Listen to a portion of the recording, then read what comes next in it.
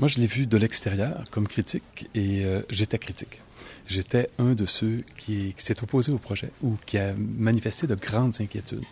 Et ce qui me faisait peur à l'époque, c'est que la montagne accouche d'un éléphant blanc et que le modèle dont on parle à l'époque était celui de la Grande Bibliothèque de France, qui avait été une catastrophe en termes de gestion des coûts, de travaux, et qu'on se lance dans un projet grandiose ici aussi et qui ne donnerait pas les résultats que l'on attendait. Donc, j'ai été très inquiet et je me suis trompé. Il y a une fonction architecturale, c'est-à-dire c'est un immeuble public qui joue son rôle d'immeuble public. Il y a une fonction, évidemment, qui est celle d'une bibliothèque, qui est celle d'accueillir des livres et aussi accueillir ceux qui veulent lire et qui s'intéressent à notre patrimoine littéraire et ainsi de suite. Mais ce qu'on voit, c'est que ça a été plus loin que ça et que la bibliothèque a réussi à créer une dynamique qui a donné l'amour du livre et l'amour de la lecture.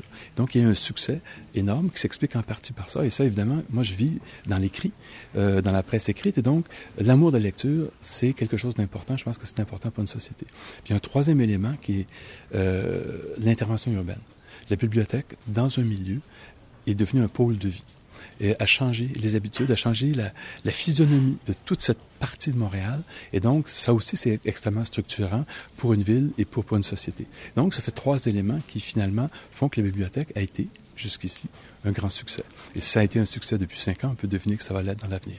On est dans une période de changement par rapport à l'écrit, à cause de l'électronique.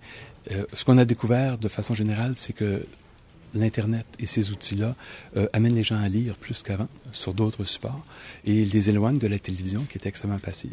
Mais je vois ici aussi que si les gens peuvent incarner l'intérêt pour la lecture dans un lieu, dans un environnement, à ce moment-là, ça transforme ce qui est une nécessité collective en activité ludique et que le bonheur et le plaisir font aussi partie de la vie. Et ça, c'est un élément qui est très important.